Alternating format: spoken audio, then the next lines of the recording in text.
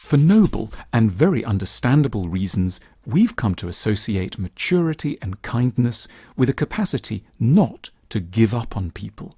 Our heroes and heroines keep faith with those they love. They don't throw in the towel when trouble rears its head.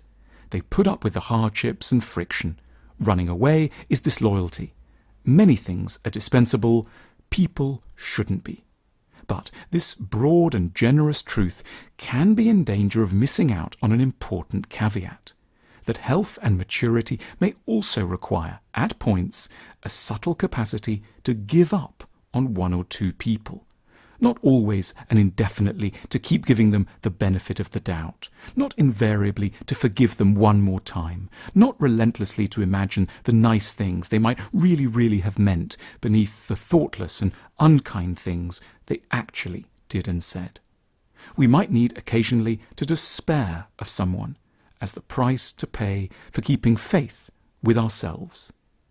It's in the lives of children that we see this inability to give up on someone take on its starkest and most regrettable forms. By their nature and circumstance, children can't give up on those entrusted with looking after them, if and when the latter are disappointing or cruel. Children present us with troubling examples of the impulse to keep going at any cost with a person who offers us love, even when that love is blended with the darkest or most unhealthy elements. Even when beset by emotional neglect, coldness, unreliability, meanness, brusqueness, broken promises to improve, and worse, children will think some of the following. Maybe they will change. The child places infinite faith in the capacity of the loved one to evolve in a desired direction. Whatever the lack of outward evidence, the child imagines the caregiver coming to important realizations, rethinking their position, and seeing the light. By a form of magical thinking, the child clings to the idea of the adult being on the cusp of transforming themselves into the person they so badly need them to be. Maybe the outward behavior is bad, but inside they're good. Heaven knows the outward stuff may not be pretty. There might be shouting, stonewalling, outright beastliness, but the child holds on to the notion that where it counts, the adult is good. The fundamental truth about them must be sound. The centre of them is sweet, touching, warm and decent. The child may be the butt of the adult's most vicious moods, but they are, through it all, always also their most devoted and fervent defenders. Maybe the problem is that I am bad. The difficulties can't be disputed, but their origins are up for grabs, and here the child shows a tragically intense degree of imagination. Yes, there is badness around, but that must be because they, the child, are ultimately somehow to blame. If only they could be different, the adult wouldn't be so tricky. There is one thought that must be warded off above all others, that the adult might just be a mean and self-serving mediocrity. That is simply not possible. Better to be a monster or a wretch oneself than to have ended up in the hands of a parent unworthy of respect. No one and nothing else could be better. Children have no options. They can't run away, begin again, or say they've had enough. The world isn't broad. The best of childhoods is an open prison. Therefore, children don't even picture themselves in other circumstances. What is has to be.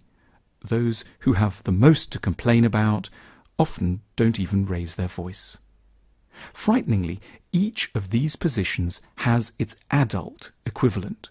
In certain unfulfilling relationships, we may have as much of a skill as the most unfortunate child, probably the child we once were, at the art of justifying why we're here, why we're to blame, why they're innocent, and why we cannot move.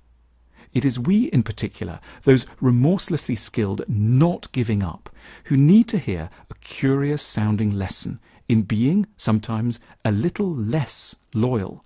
We need to hear that, surprisingly, some people just don't change, that their characters have been bolted shut through trauma, and there's no chance that they will ever, whatever they may say, and however intensely they promise, display any evolution.